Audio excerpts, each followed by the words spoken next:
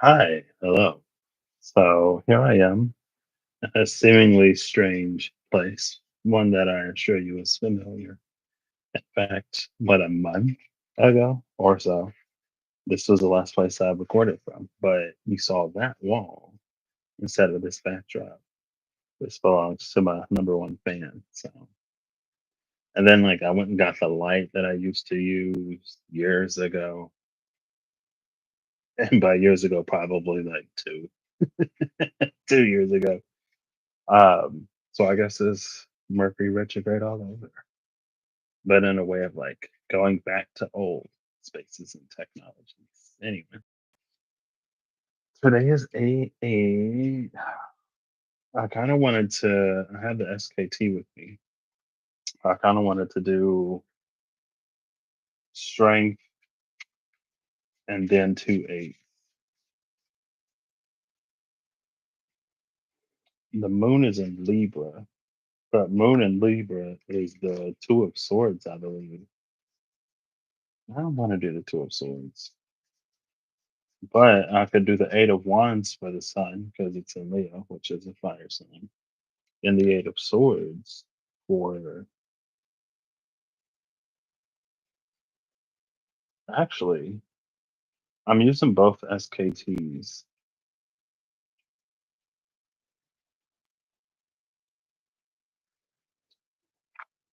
The Vitruvian edition and Revelations edition.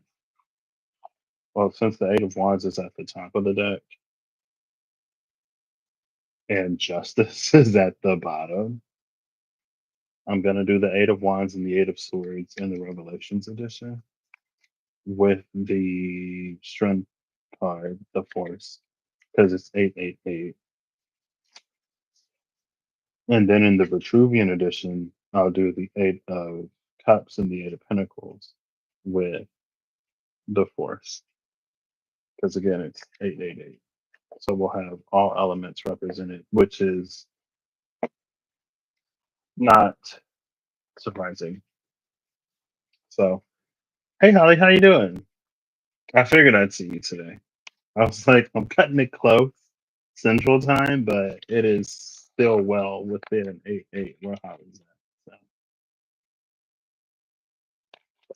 this video was not sponsored. Um, but anyway, I feel like I was gonna say something. I might save it for like tomorrow. The lovers is down here. Mars, I had to look at the astrology to know where the moon was. So Mars and Jupiter are conjuncting in Libra with like a degree and some change, I think. Uh like Mars was 13 something, Jupiter is 15 something Gemini. The sun was within that range, maybe 17 of Leo, and then the moon was in Libra. So there was that like sextile between Mars, Jupiter, the sun, and the moon, and maybe something else. I don't remember. I did.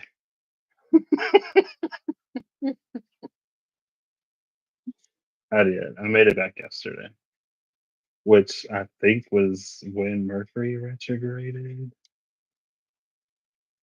And I was supposed to be back actually um,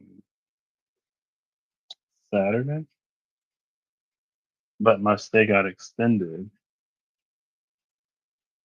So I ended up coming back on the day that Mercury retrograded. No, it's stationed retrograde Sunday. So I was supposed to go back the day before Mercury retrograde, but I didn't. That's what happened. I feel like there was some other transit yesterday, though.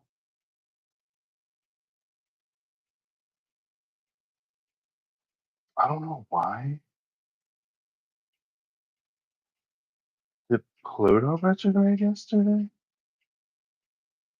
No, Pluto. Yeah, Pluto's been retrograde since May. Just kidding.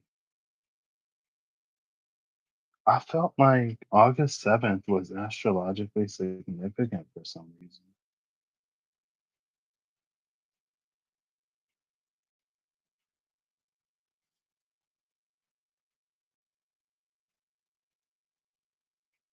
Uh, Hold on, let me move this back real quick. If I could ever just get on here and do what I'm supposed to do, it would be a miracle. Ask me if I'm okay if I just come on and boom, boom, boom, you know?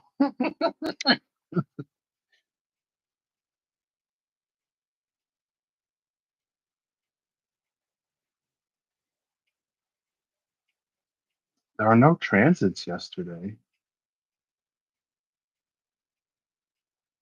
Sun trine Eris. Well, these are natal aspects. The Sun squared Pallas, Athena, trine Chiron, sextile Jupiter, all that the Sun. Venus squaring Icarus. Those are natal transits. Mercury squared Lilith and conjuncted Venus.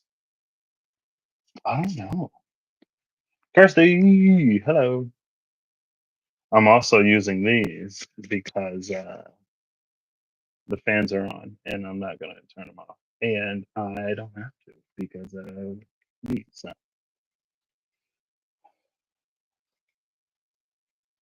anyway, I feel like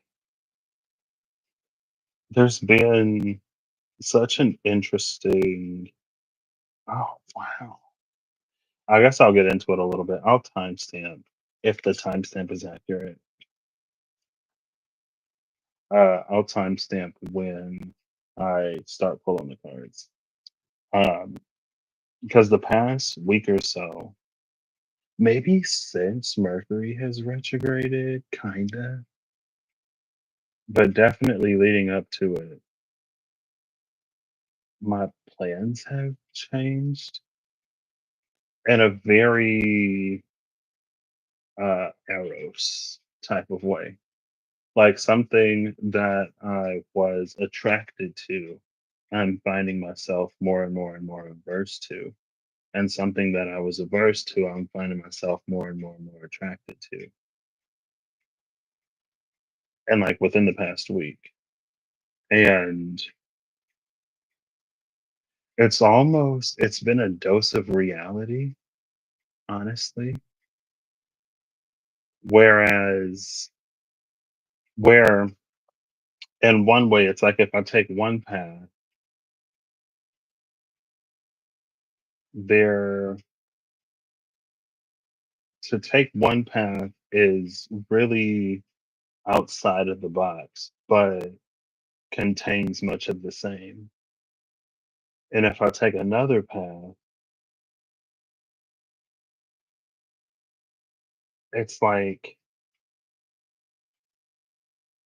more like the better path, like the rose tinted glasses have come off from the better path. And then the other path, it's like the sun has come out. And so it's changed how I consider at least moving forward. But then there's still a third path that remains as viable as ever, I guess. And in some ways more desirable. But and it's like it's been on so many different fronts at the same time too, that it's been interesting. It's been very interesting because it's not like it's like you see the coordination of everything in times like that. It's very, very synchronicitous time. Like I was gonna get on here and talk about all of the things that are between us and the one I don't even remember what I titled it. And I don't think I took a picture of the cards either. But I actually used the Empress spread.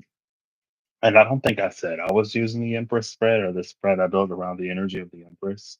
But I used that spread, and that was the reading where the foundation of it was like justice in reverse with the King of Cups in reverse. And then it's interesting because for the Empress, one of the first cards that came out in the clarifier, the top of the deck was justice, and the bottom of the deck was the Two of Pentacles. And part of what made that reading so what it was the fact that the King of Cups was in reverse. And it was like, you can't have justice when the King of Cups is in reverse. You can think you do because of the nature of the King of Cups in reverse, but it's like it's not a true justice.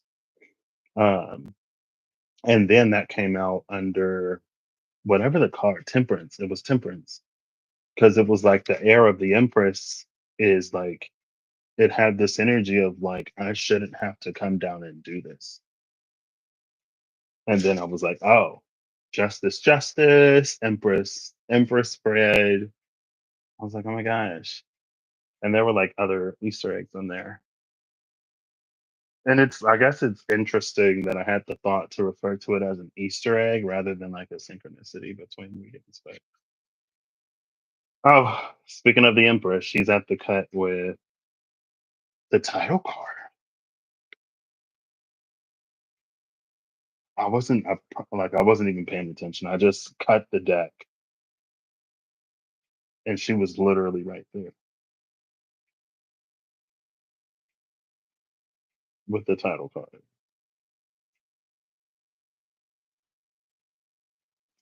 Okay. Well, I don't know if I just put this in reverse or not.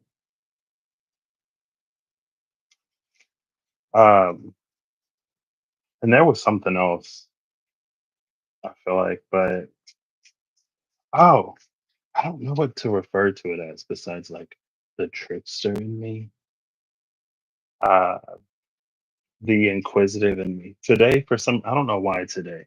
Like I've never completely aligned with the path of if you can't envision it, you can't have it, because then it's like if we're talking about metaphysical laws, laws of manifestation and attraction as universal absolutes, then like miracles cannot exist within that universal framework. Well, there are the miracles of like things that we hope for, but like if it were the case that something that we think of as impossible or something that we can't even imagine, we can't receive, then we would like almost literally never be surprised. We would never receive the very thing that we couldn't even imagine having. And for a lot of people, it doesn't happen, maybe, but for some, it does. And when we start talking about universal truths to the level of like an absolutism, it's like the very workings of the universe that we can perceive disproves that. But it was interesting because a lot of times when I hear that path, the same speaker will talk about like lack mentality. And I don't know why today it was just like, well, isn't it of a lack mindset to think that you can only get that which you can conceive of? Is that in itself not a limitation?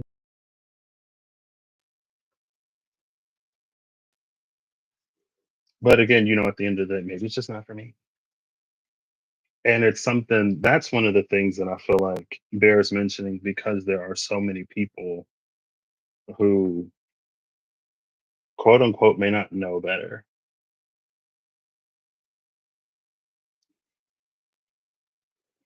More like because I hear it so often and I don't necessarily encounter too much different perspective of it.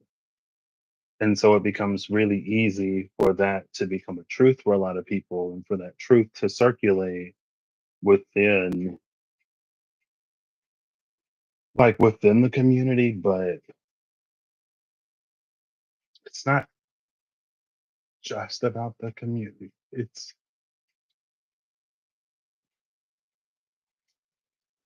is what it is. Oh look, and then there's Venus and Aries, the four of wands. The demiurge, literally. literally.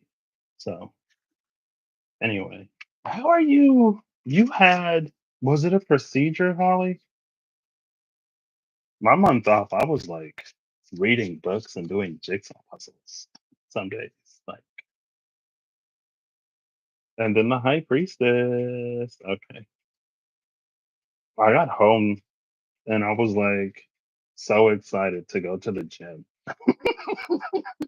Like, do you ever betray yourself and become a quote unquote better person? I'm like, I want to go to the gym. Who am I? Like, it's been a month. Somebody please.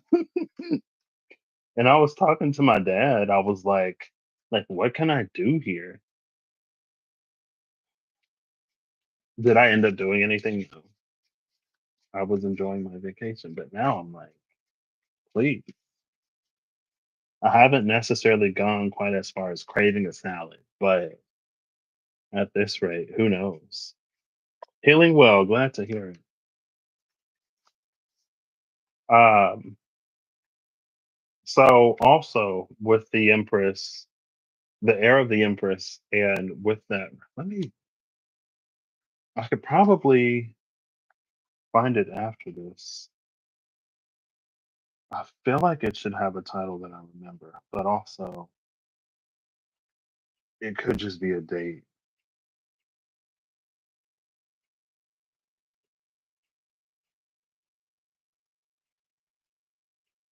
What the?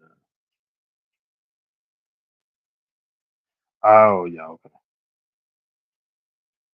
I don't remember. Maybe I can go back and find it. Um,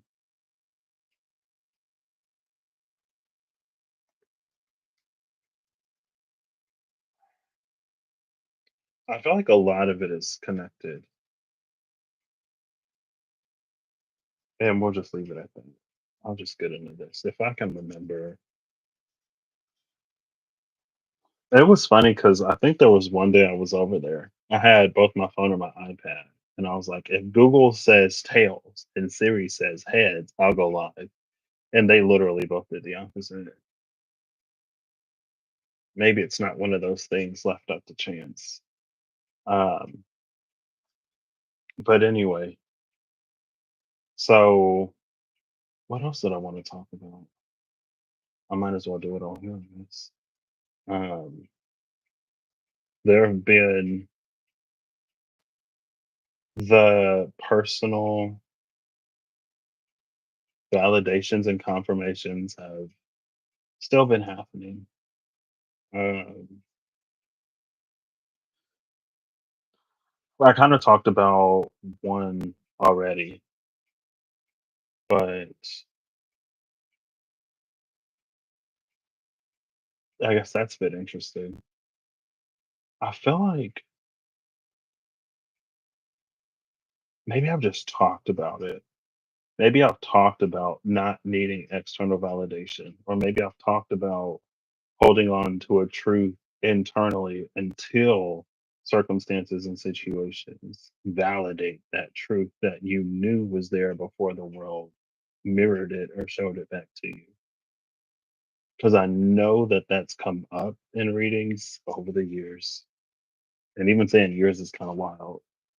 Um, but I don't know if that level of validation, I don't know if I've experienced, well, to this degree and in these ways, I don't know. Because there have been like validations and stuff, but I feel like there was really something else I was going to say. I don't remember. Oh well. All right, let's get to it. So, Eight of Cups, Eight of Pentacles. With strength here, we're gonna do before and after.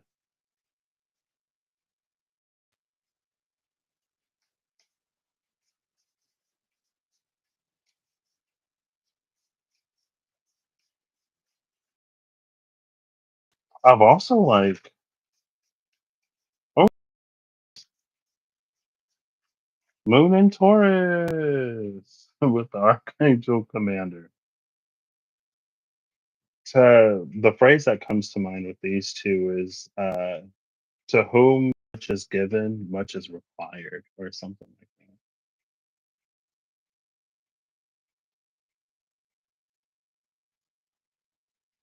that. And then Saturn and Leo. So this is Moon square Saturn, and then the High Priestess is behind that Five of Wands, Saturn and Leo.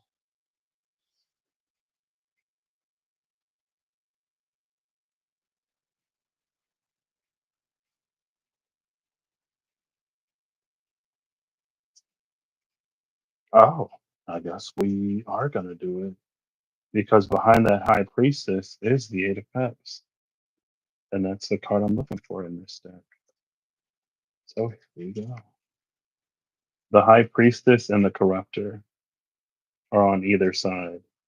What's interesting about these two is because I was literally just talking about when we have an internal truth, when an internal truth, or when a truth is communicated to us internally, and how we have to hold the validity of that truth, even if the world around us doesn't reflect and mirror that until it does. And that's almost like this energy. Things that would like corrupt sort of the intuition of the high priestess or the knowing of the divine of the high priestess. New world order is on the other side of it. So it's the world. But it's like, so there's this truth that goes along with to whom much is given, much is required. In this sort of like competition with the things that we know to be true, regardless of like the corrupted world. Here's the corrupted world that battles against our internal truth.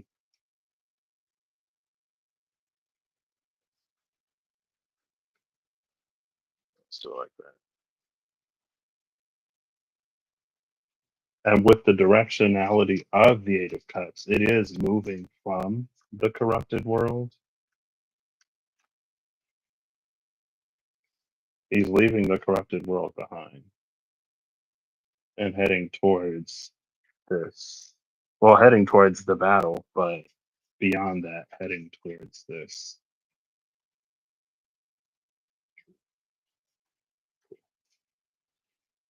I thought I would talk more, but here we go. There's my Eight of Cups. Now, what's interesting is the moon, the necromancer, Pisces, the full moon in Pisces is going to be a lunar eclipse. I didn't know that until a few months ago when somebody was talking about the eclipses. And it makes sense because I think in January, the node is going to move North Node, Pisces, South Node, Virgo.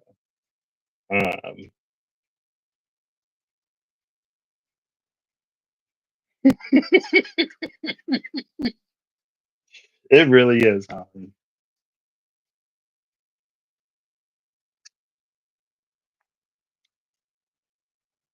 And then there, in this deck in particular, the three of, oh my gosh. Well, here's Pisces, Virgo. So we have the New World Order. I'll keep this with this.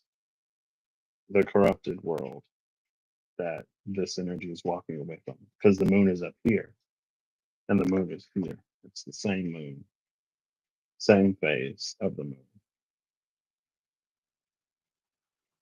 This being the realm of things that we can't see. This is like an Archangel Michael energy, the Archangel Commander. In the space of the things we can't see, but that we're guided to. That was the final message. One of the halves of the decks recently. Was it the,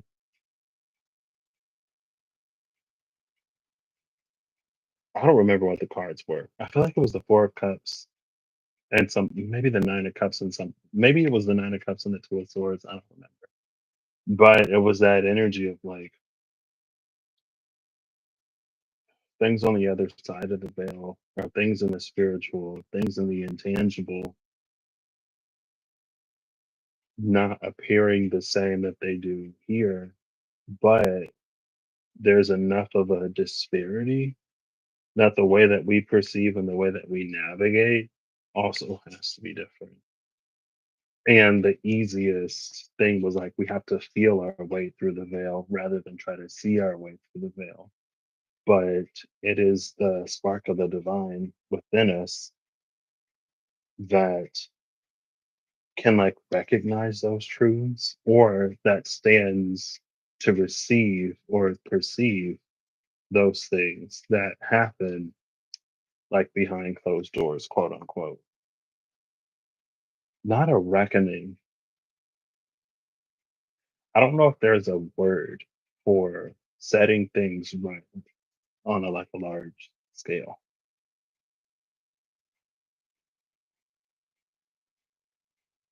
but it's like things are behind the scenes coming into place, but we have to, and like I guess like if you, that's not necessarily a new or strange or unpopular sentiment,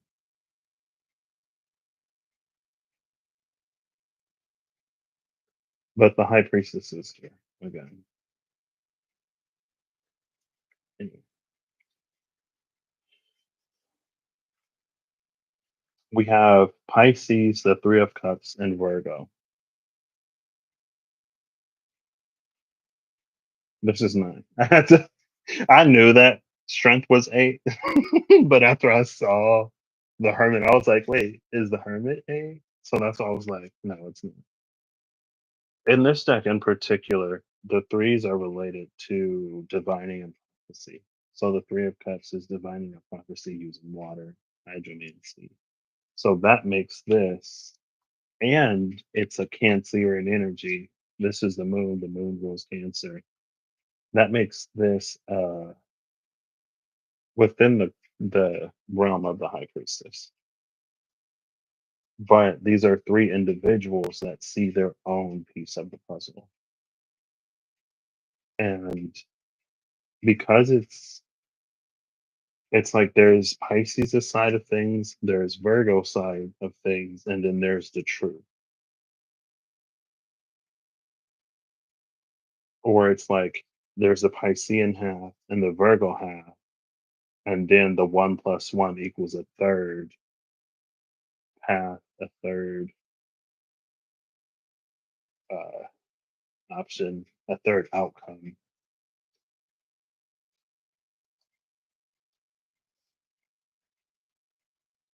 And it's because like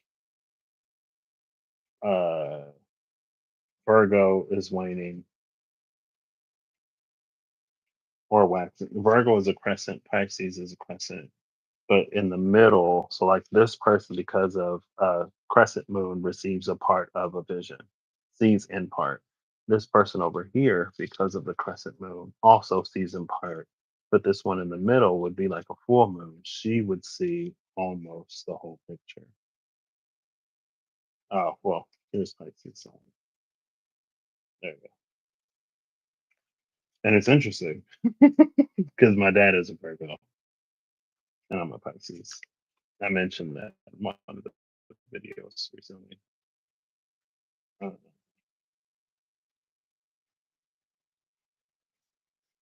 Uh, it was a high priestess. Um, and then after that, Three of Cups is the Tower card, sort of speaking to that third option. Um, the third being beyond what either separately could see or achieve. That gets one, so I'm gonna not put these there. Guess I'll put those there. So we're also looking for the Eight of Pentacles and the Force. Okay, well, we'll stop again. So after this,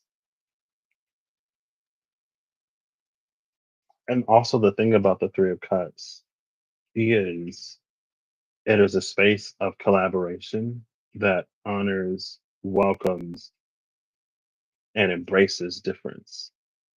And it's almost like because it's this Three of Cups energy, it's not choosing Pisces or Virgo in favor of Pisces or Pisces in over Virgo, but it's when they both come like 1 plus 1 equals 2. You can't 1 plus 0 to get 3. 1 plus 1 equals 3. Sorry.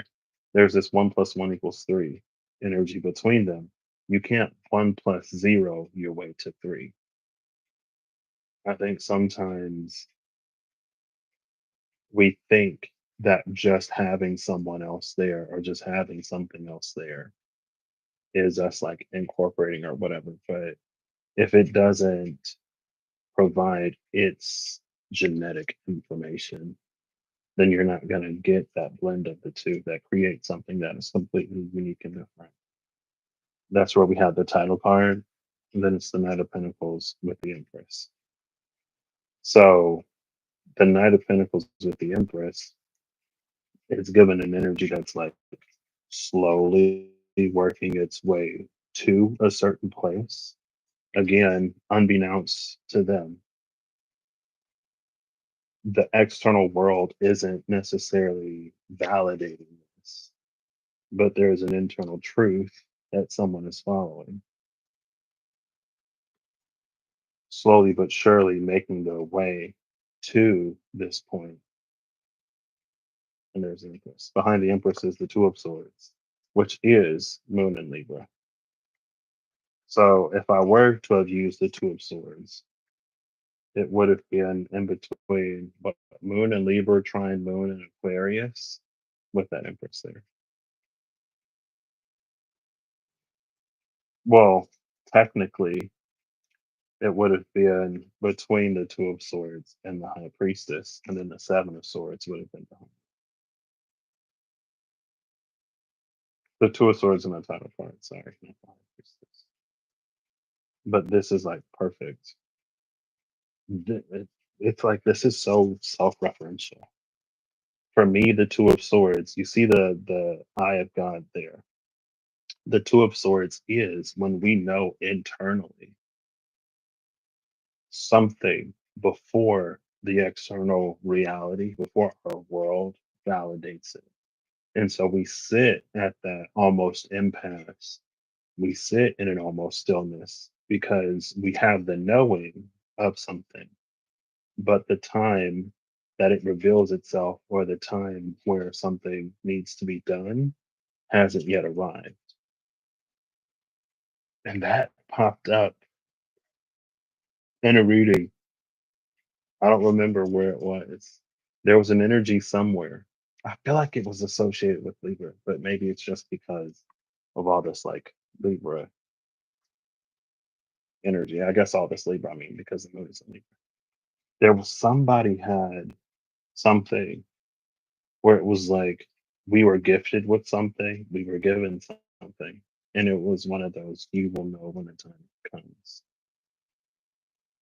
I'm not necessarily saying now is the time, but again with this, no, it would be the Knight of Pentacles. I mix all these cards up.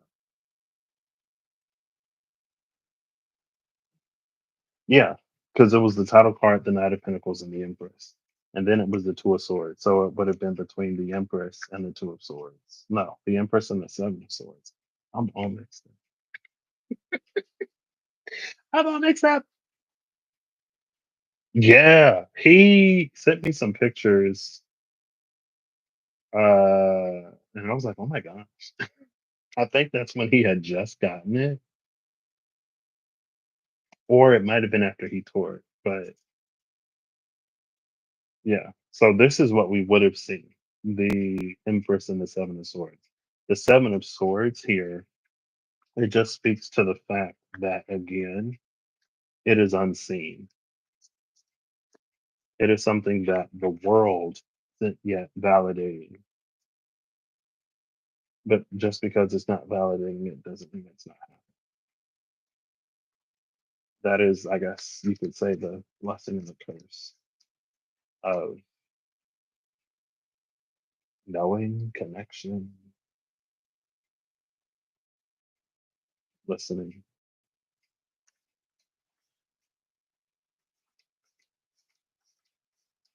I'm looking for the Eight of Pentacles and the Prince.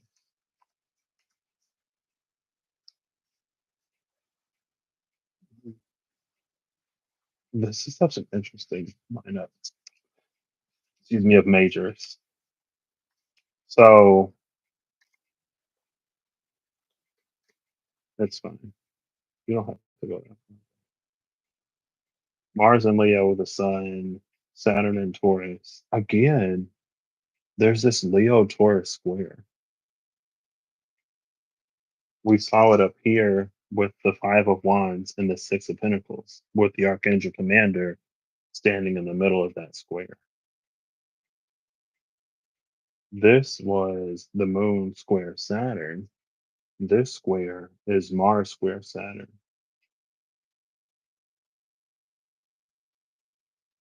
with the Sun and Gemini in between. I don't know why my brain just like completely skipped over Gemini and saw the Sun.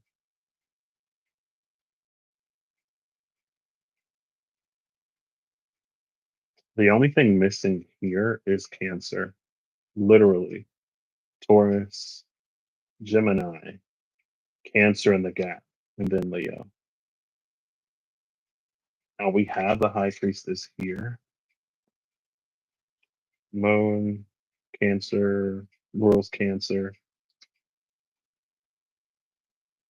I don't think we've seen the Three of Cups that was between the Moon and the Hermit, Pisces and Virgo, was also Cancer. It was whoever in Cancer.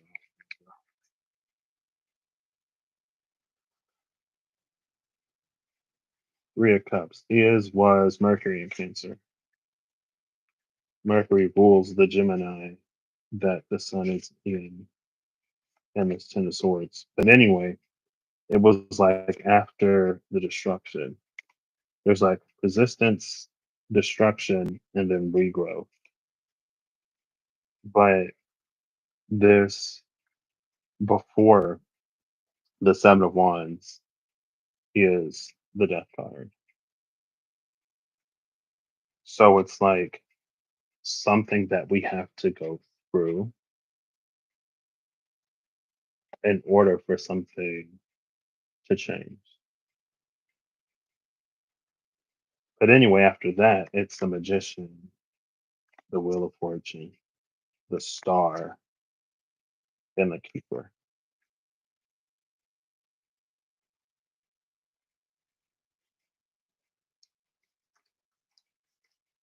Archangel of Healing, Sacred Cinnabar, Ace of Swords, Archangel of Glory. This is interesting because when I for the Two of Cups, which is a Cancerian energy, maybe the Two of Cups is the Cancerian energy that was missing. Um, Fire and water reached that DC-10 at the same time through the tower because Mars corresponds to the tower and Mars rules both Aries and Scorpio fire. So there was that simultaneous almost level of knowing integration, whatever. And then the Ace of Swords is coming out between the Archangel of Fire and the Archangel of Water. Also, that was the energy of Uranus when I read Mars conjunct Uranus in Taurus for the on the Uranus half, the final cards. That was like fire and water came together and gave birth to three children. One was a fire that evaporated water. One was a water that doused fire. And one was this state where fire and water are in balance or whatever. It's kind of giving this energy.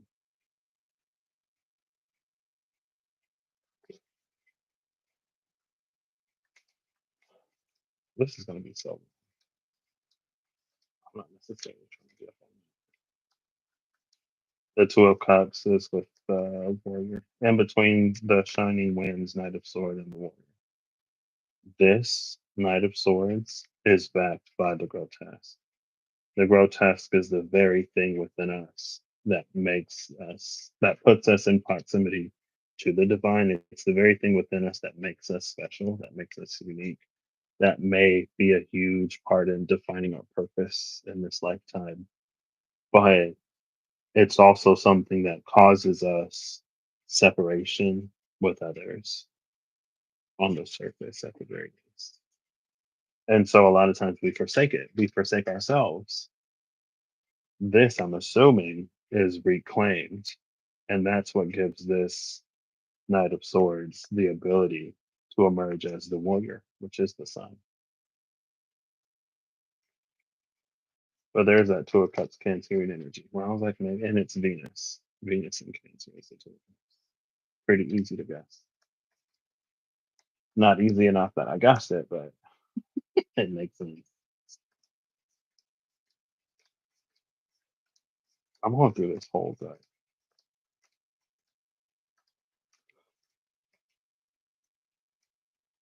Oop. Oh, that's the card I'm looking for. The Eight of Swords, Strength, and the Page of Swords. Now, the Eight of Swords, another card being blindfolded. The Eight of Swords is, at least today, this is Jupiter and Gemini. Jupiter is literally conjuncting Mars in Gemini right now. This is an energy that can be similar to the Two of Swords, but unlike the Two of Swords, this Eight of Swords feels like there's a hostility. And so it's not resting in that knowing as easily as the Two of Swords. That's like, it doesn't matter what's happening. It doesn't matter how things are playing out because I know the conclusion, because it's been made known to me. I've been made aware of it.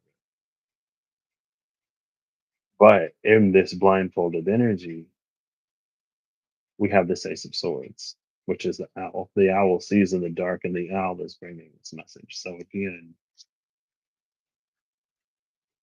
instead of um, there's been a lot of like things that are unseen, things that are not transpiring externally to validate an internal knowing.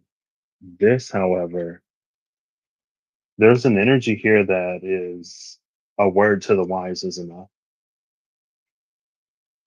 It's a little something that happens, it's a little something that you notice that validates the thing, that bolsters your faith if you are struggling.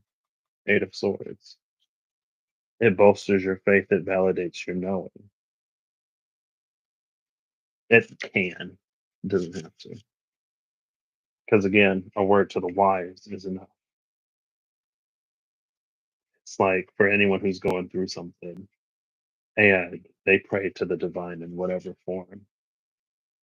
And let's say there's something that doesn't happen, but there is something that lets that person know, like the divine is listening to me, the divine is here, like my prayer will be answered. So it's meant to alleviate the stress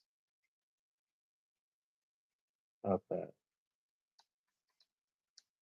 So we don't feel as up the creek without a paddle. Literally, three cards left: the Hierophant, the Three of Swords, and the Five of Swords. Three plus five, three swords plus five swords is eight swords. The Hierophant is there.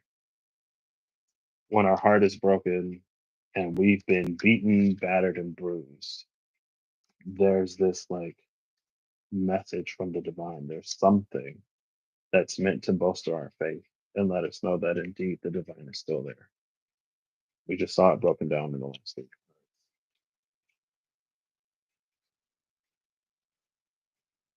Uh, so the Nine of Swords is on one side, the Ivory Shield is on the other. The Three of Cups, the Three of Swords. The Three of Swords is here. I just showed you where the Three of Swords is. The Three of Wands is before the Ivory Shield. It's actually in between the Ivory Shield and the Lovers.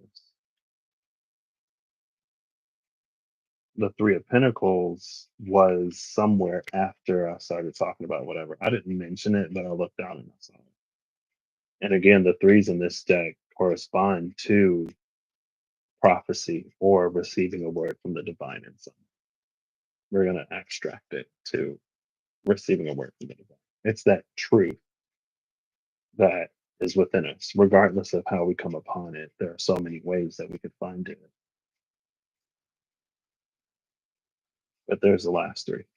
And the Three of Cups and the Three of Wands, most specifically, you can see the energy of prophecy. This is three masculines coming together, different, they all receive the same vision, but from different perspectives.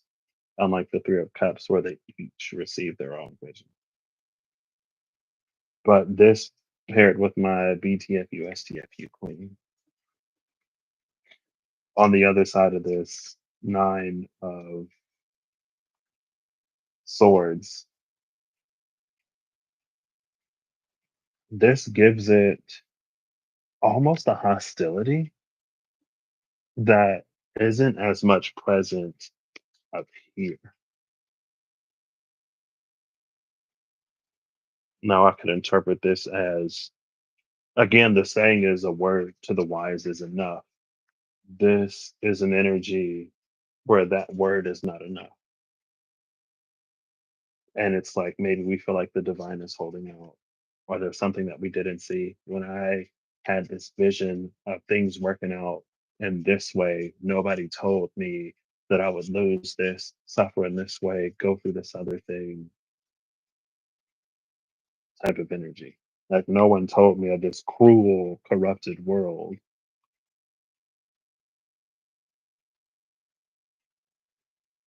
That's just because this is the queen who knows but does not share, which is interestingly and ironically the Queen of Cups. It's interesting and ironic because here's an Easter egg to the Empress reading. It was the air, sorry, it was the water of the Empress.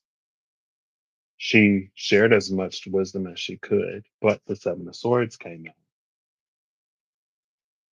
We saw the Seven of Swords somewhere. The Seven of Swords was on the other side of that Two of Swords. That's where it was. The Seven of Swords was her energy, and it was more about the things that she couldn't say. It was more about the things that she couldn't reveal to us, and that energy is here too. It's like sometimes it's not enough for us to get confirmation on that which we do believe. We also need proof, and no proof besides confirmation is offered. And so, if a word is not enough, it's not necessarily that we're unwise,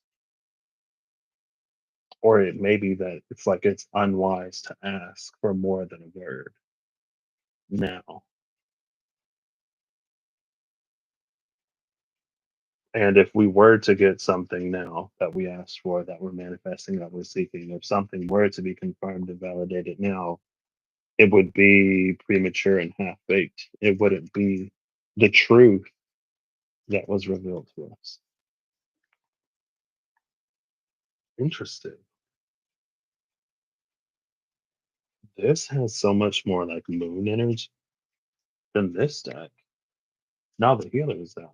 Because the moon was at the bottom of the deck, maybe. It was some kind of moon energy. What's interesting is though, I've referenced the upcoming lunar eclipse in Pisces. In the Vitruvian edition, no, sorry, in the Revelations edition, in the full color edition, this Eight of Swords is a lunar eclipse. You can't see it. You can't see that it's a lunar eclipse here because it's sepia toned, but in full color, you would see it. I'm going to shuffle all the cards we went through because the pages in this deck come with messages. but it's the message of air. I feel like this is significant because around the Eight of Pentacles, Pentacles are substantiated.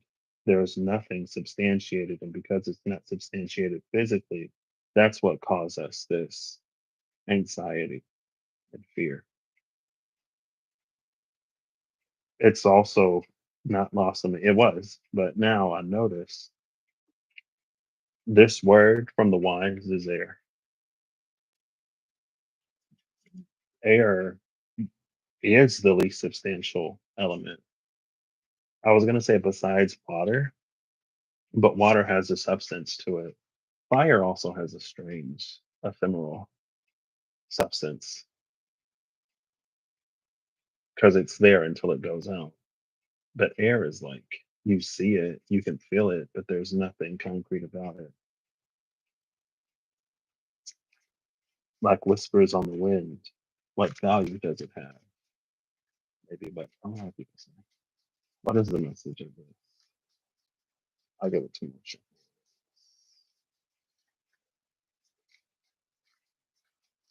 The title card stands up. Bottom of the deck is the Emperor, but the card I'm going to take is this one.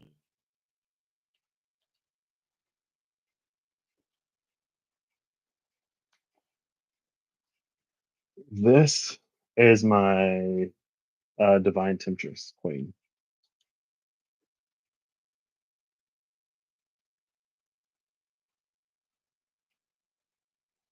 I don't necessarily like that energy.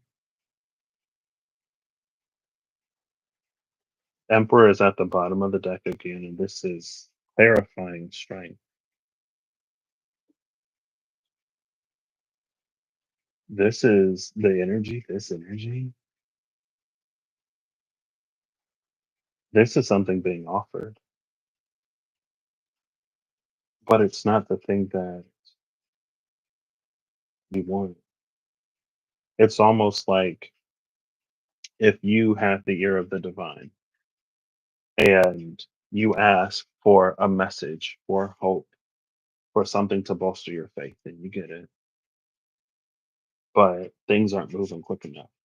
Things aren't happening. You're not seeing the manifestation of the thing that you prayed for playing out in real time. And so you start to doubt, you start to worry, you grow afraid. Because again, there's nothing substantiated at this point. And so it's almost like we could complain so much to the divine of something not being here that either A, we just go for anything, the closest thing, the first thing, something, we fill that void, quote unquote, or we're sent something, but it's something that we're meant to refuse. It's something that we're meant to reject. Again, that's why it's with strength. That's why the emperor is at the bottom of the deck with temperance behind it. The emperor, well, wait, the emperor can't relate to desperation. Can we? Because, oh gosh, the divine temptress is definitely the one that plays on our desperation. But she is divine because she shows us either that we were not ready or she is what keeps things that should not fall into certain hands from falling into those hands. Because of who she is and because of what she represents, we're not supposed to take it, but not supposed to. Our path is our path and our journey is our journey. You could say that everything we do, we're meant to, but also we have free will. So we can be better or worse. I don't know where she went. I'll have to get her after. I tried to like show her and she just flew out my hand and went on the floor somewhere, but that's fine. I didn't timestamp this. I didn't think I was starting. I didn't plan to until I saw that Eight of Cups.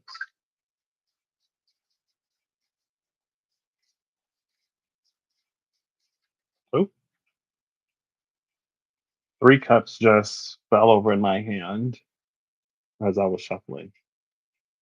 Did I say three cups or three cards? The three of cups, the world, and the two of cups.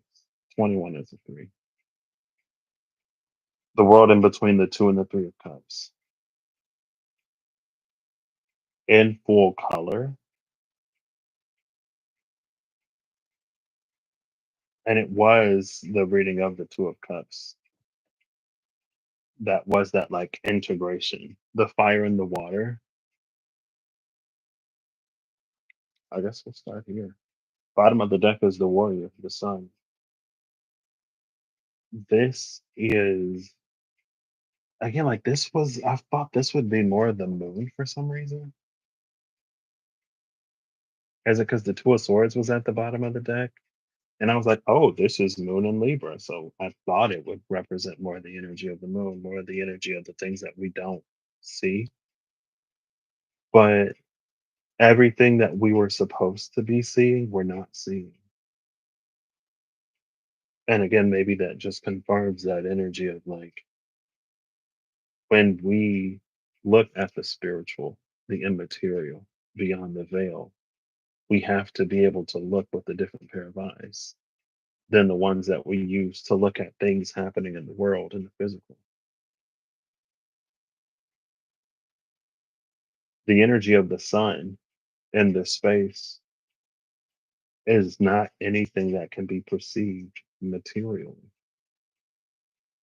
It's something that the divine imparts upon us, and it's up to us whether we trust and believe or not.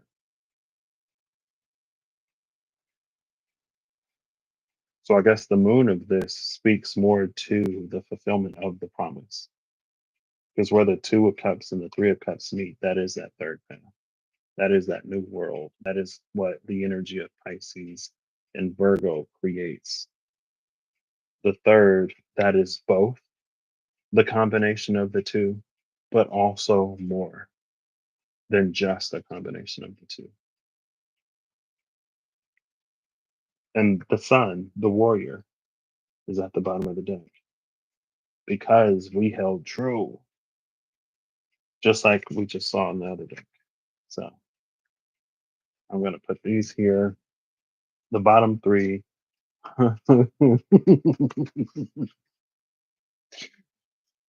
The warrior, the tower, and the sacred fire. Hallowed flame, the sun, Mars, and a hallowed flame. Interesting.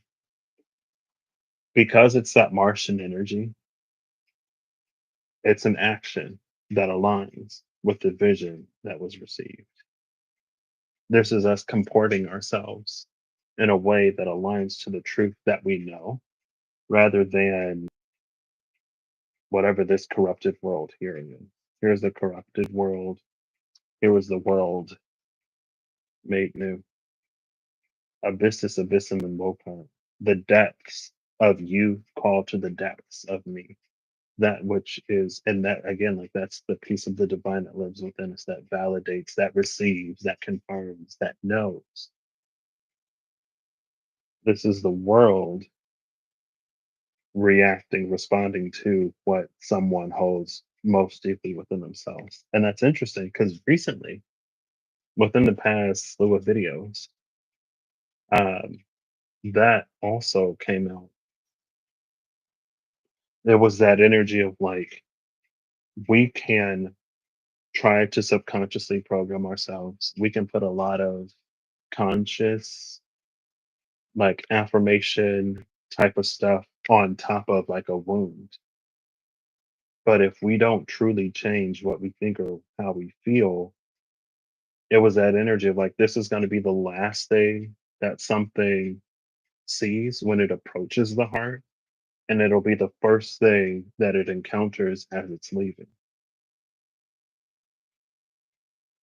right? It's like a diamond in the rough or how sand makes the pearl, but we can't just pile garbage on top of garbage and expect it to become a diamond. The diamond was there, more like a diamond in the rough than a pearl. because a pearl is created because of that irritation. There are many things that we can, and I guess you could argue that a pearl isn't as valuable as a diamond. There are a lot of things that a lot of that work can help us do, but at the end of the day, if it doesn't penetrate to the heart, to the point where those changes settle in, we're the same person, holding the same beliefs, operating in the same way, but pretending that we're something else. For there to be a diamond in the rough, the diamond has to be there.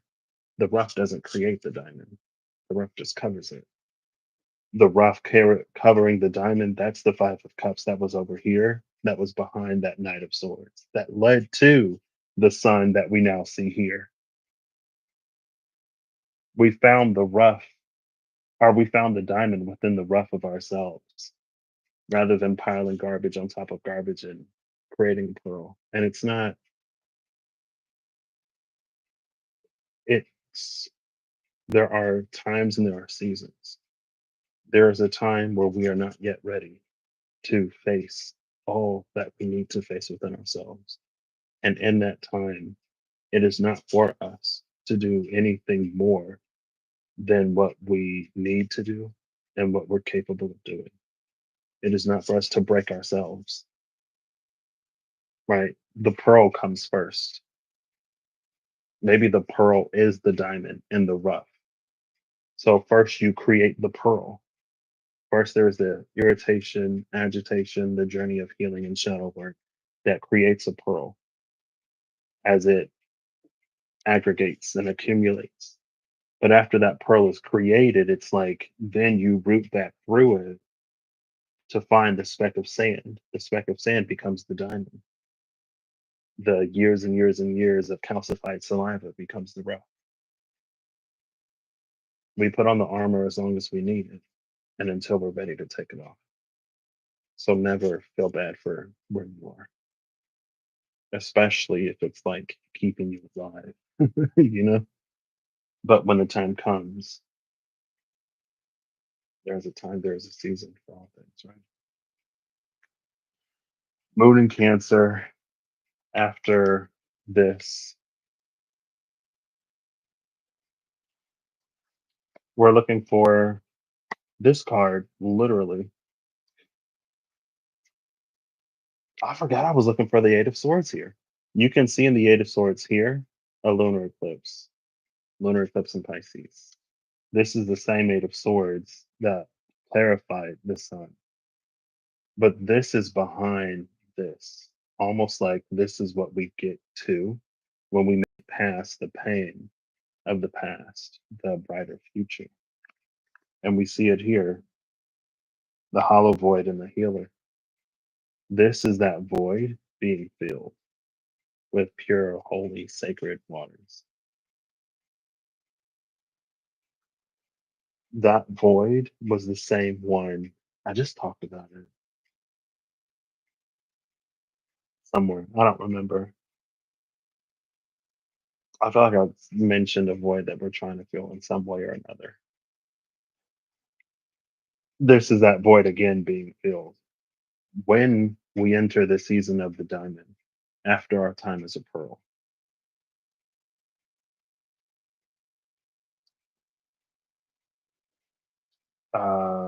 burdened one, the giver, the empress, and the mages with the keeper. We saw a lot more cards in between. It was the magus, the wheel of fortune, I think the healer, and then the keeper. Now the magus and the keeper are side by side. The keeper is the awakened enlightened fool. The keeper is the one, the fool, that has gone through life, gone through their journey, and has integrated what they need to at every single step to the point where now that they enter the world or we enter the world after that, they are a force of nature. They have tapped into the authority of the divine that lives in them. And it's right next to the magician. If you have faith the size of a grain of a mustard seed, you could speak to a mountain and it will move. This is when the mountains move. After, again, like it's this season. Because here is the star that I believe was in between the magician and the keeper the last time we saw him. I shuffled the deck. I shuffled the deck when I got the final card, but so they're not going to be in the same order. You'll have to rewind it. I know it was the magician, the wheel of fortune, something, and then the keeper. I think it was the star. If it was, again, we have the star, the healer here. What needed to have been healed has been healed. The void has been filled. The mission of healing work is done. That's what puts, again, the keeper in the vicinity of the magician. The magus. This is about the diamond, finding the diamond. The time as a pearl has come and gone. After that is the Empress. And then I got mixed up because it was the burdened one,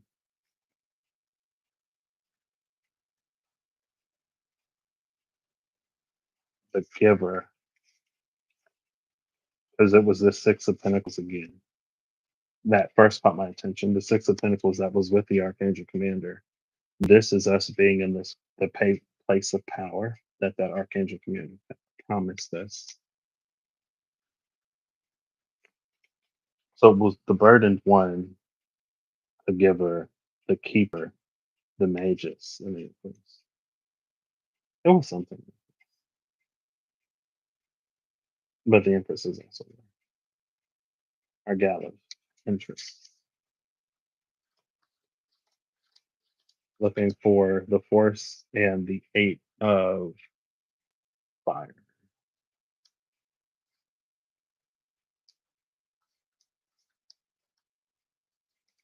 Interesting.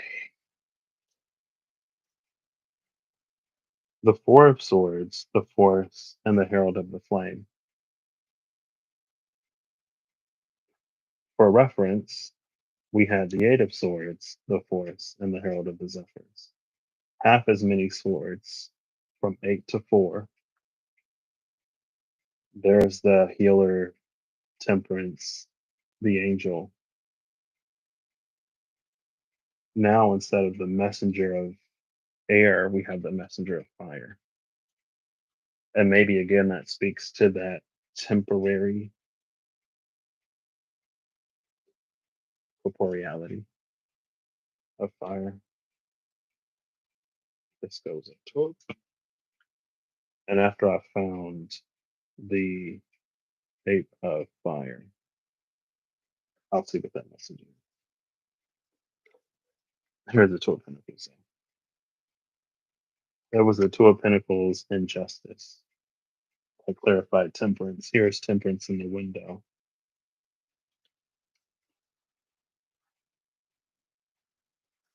With the Two of Orbs here. This is a Two of Pentacles. There, it's even. I say all the time when I look at a Two of Pentacles, I see how like what the difference between the two of them is. This is a Two of Pentacles that is balanced. And it's almost like here the rope is being cut because there's no longer a need to keep these two tied. Almost like a taking the training wheels off kind of energy. Almost. And here's our Eight of Fire. It's in between the lovers and the dynasty.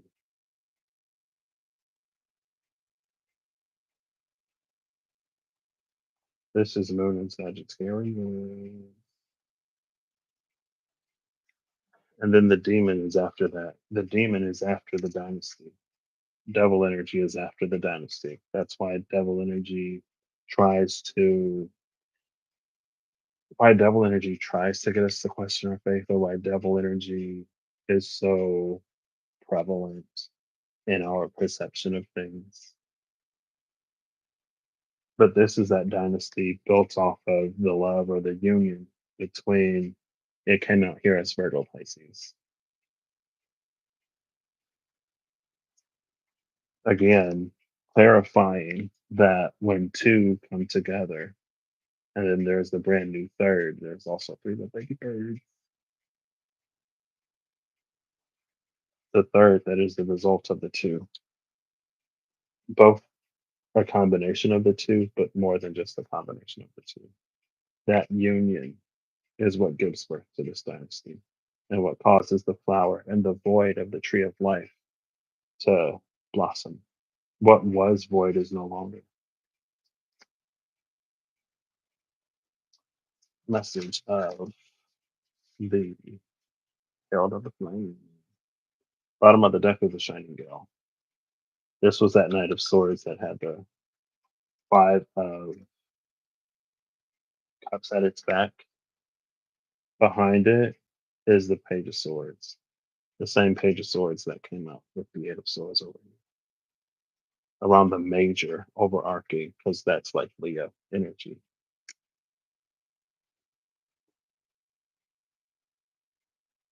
This is bottom of the deck.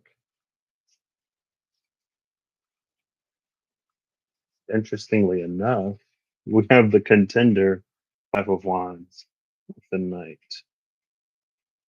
of Wands.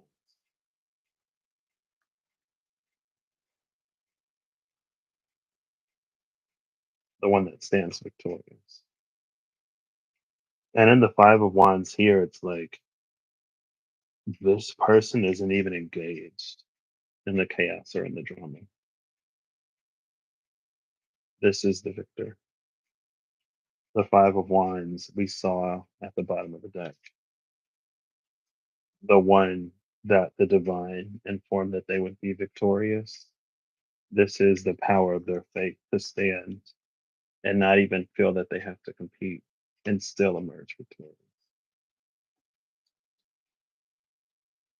And again, it's almost like because when I talked about this Eight of Swords, it's very similar to the Two of Swords. It's almost like you know as much information, but it's because of what you're not seeing that causes one to be like panicked or frightened or afraid.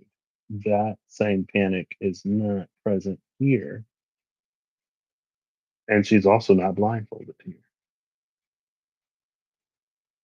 She knows that she doesn't even have to compete. That's what takes this, that's why they can be at rest and allow whatever needs to happen rather than being in the panic again that we saw.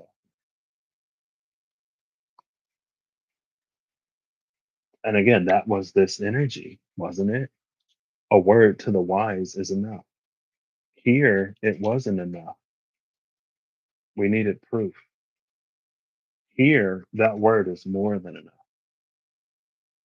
We can be at peace, Four Swords, and we can emerge victorious without even having to try. So, there you go. Cool. Let's go final card. It's warm. It's time for bed. Happy 8/8.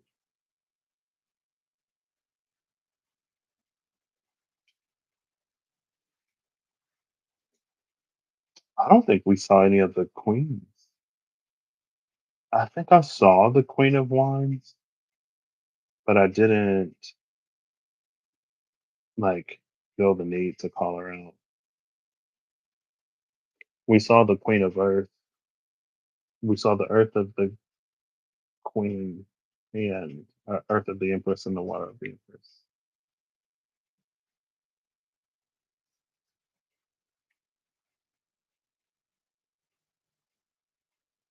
Oh, she wasn't here. Must have been in the other day. Cool. All right.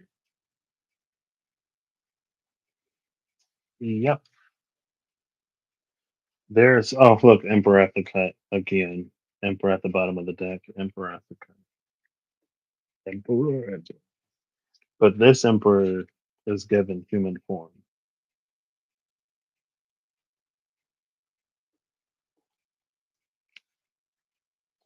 It reminds me of the jade. In Chinese history, somewhere, the emperor's jade seal. There was someone who was in a quarry. I'm paraphrasing, I don't remember. Someone who was digging in a quarry and came upon a piece of uncut jade that they knew was valuable. So valuable that the only person worth possessing it was the emperor, who was believed to be like a literal manifestation of the divine on earth. or known to be within this, an emperor. Um, and that person brought forth this uncut jade, had no appointment. Some nameless random peasant was like thrown out of court and then punished. And then one day they stayed, they persisted. Sometime later, they see the emperor somewhere. They approach and they shouldn't. Again, trying to offer this thing that only the divine is meant to have. And they get punished. And on the third time they meet the emperor is like, you have been punished so severely. And the person held no ill will. The person stuck to their knowing. The emperor recognized that they could put up with tolerate all of that. They can't be lying or whatever. There has to be some truth to it because of what the person who knew the truth did. It was recognized by the emperor, recognized by the divine in some way. And then they cut the uncut jade, realized it was way more than just a rock, so much so, in fact, that it becomes incorporated into the seal of the emperor. What that person knew, only the divine or the divine on earth, the emperor, is worthy of possessing this. Everyone after it was cut, they saw it.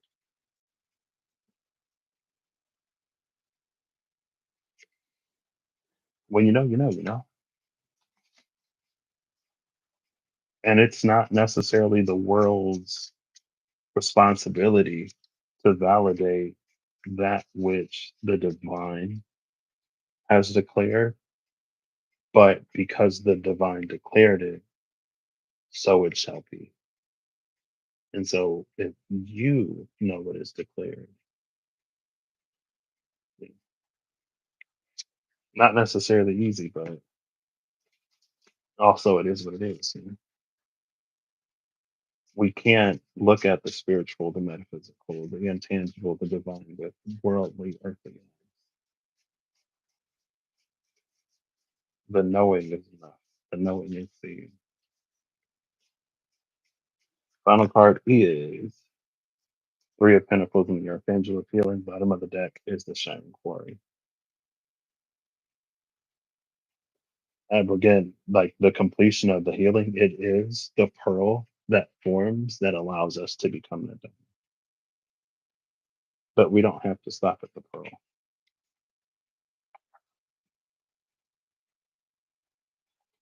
Or we can, you know, what is for us, including our journey. I don't necessarily believe that when we were given free will, that we became immune to certain things. You know what I mean? If that makes sense. It probably doesn't make sense, but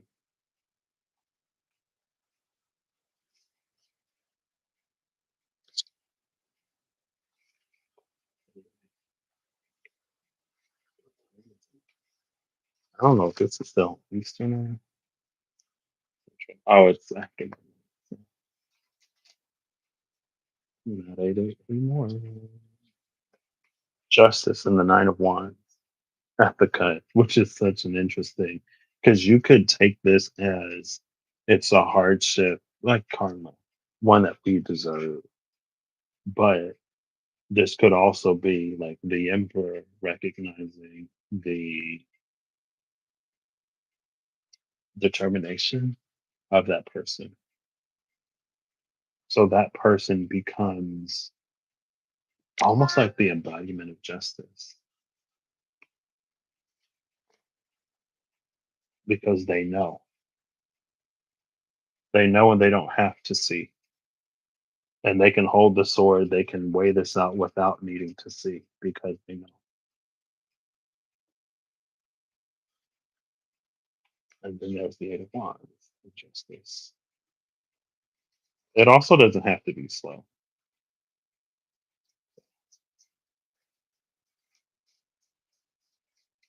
Jupiter and Capricorn and the sacred cinnabar, a balancing of truths. And this Two of Pentacles It's almost like they couldn't be more opposed because one is above the other. Like they're equal in the Vitruvian, they're also equal here, but because they're polarized, one is clearly better than the other. The north node, the sun; the south node, the devil. That's what is the devil energy attempts to keep us in. This is where the truth takes us. That's what we're told. Bottom of the deck is the conservator, which is like until it is externally verified or validated, until things shift in the material and the physical and the natural, it is up to us to be good stewards of our own faith.